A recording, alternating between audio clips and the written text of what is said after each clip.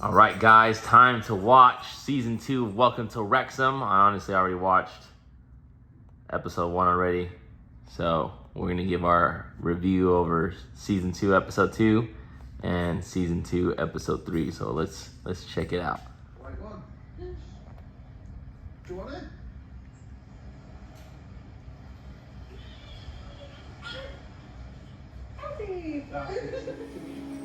I'm gonna get you.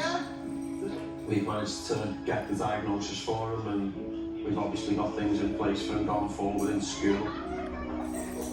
I can't go to bed without feeling guilty, so I have to try to alleviate that guilt any way I can.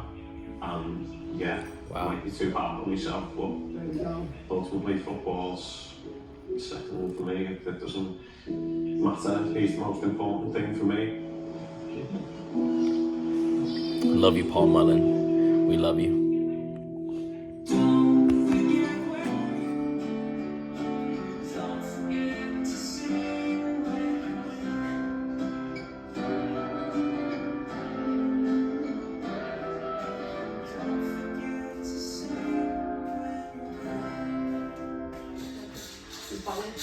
And he liked some of my posts about me and my autism with Wrexham and required them.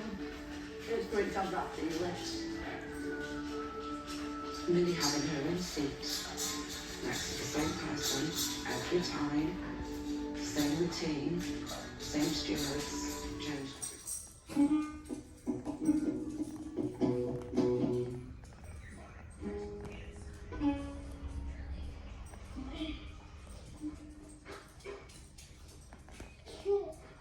Good job. He's a happy lad, enjoys every single day, makes me smile. He doesn't talk, he's non-verbal, but he might as well talk because I know exactly everything he needs and when he needs to. And, you know, he's a joy. I wouldn't change him for the world, but Autism blanket, because I have autism too. I like soft things, so I thought he might like soft things. I have one of my fidget toys what I love, so I think he'll love it. So then I have one like little star poppet. This is like a little stressful thing.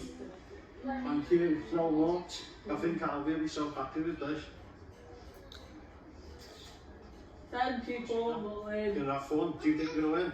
5-0. 5-0. Can you fake a penalty? Think what? Don't say that. I got enough of you speaking. I forget about the election one. Diversion to read it. every time I score now, I'm going to make an A sign like that for Albie. But also, it's quite cool that for autism as well. All right, what's up, guys? So I am. So yesterday I forgot to give my opinion off of Welcome to Wrexham season 2, episode 2. And this episode, it honestly, as you kind of saw in the video, it kind of got me my sad eyes and teary eyes because it was tough to hear. You know, it's tough to hear the problems that and that's what I like about the show. Obviously, I mean, I love whenever they start. They use the football part and actually post about it, etc. But man, it's crazy to hear the stuff that the players are going outside of the field and other people within the community, but how much they support and revolve around this, this club and this community, this idea of community. It's just awesome. That's why I'm so excited. Hopefully one of these days, this trip that I'm planning to go to Wrexham works out at the end, but still a lot of details I gotta work out. But anyways, in this episode, a lot of it focuses and revolves around autism.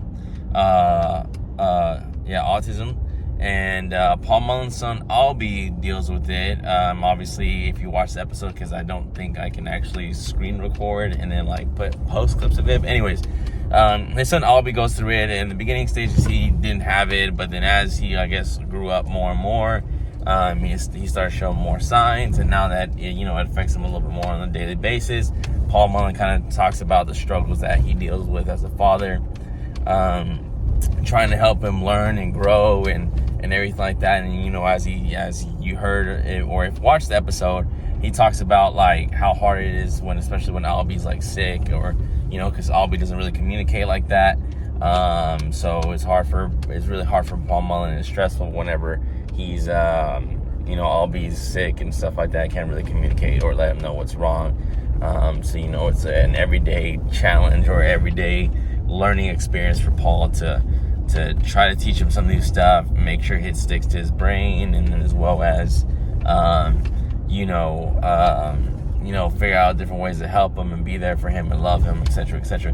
And I'm not 200% sure if what he said in the documentary, he talked about that, with the struggle with his kid having autism, in the midst of that, he had, marriage trouble or relationship issues, and it sounded like they separated, and he's at a certain point in the episode, he started crying or about to cry and everything like that. It got to him, so I'm not 200% sure on that. That's what it seems like.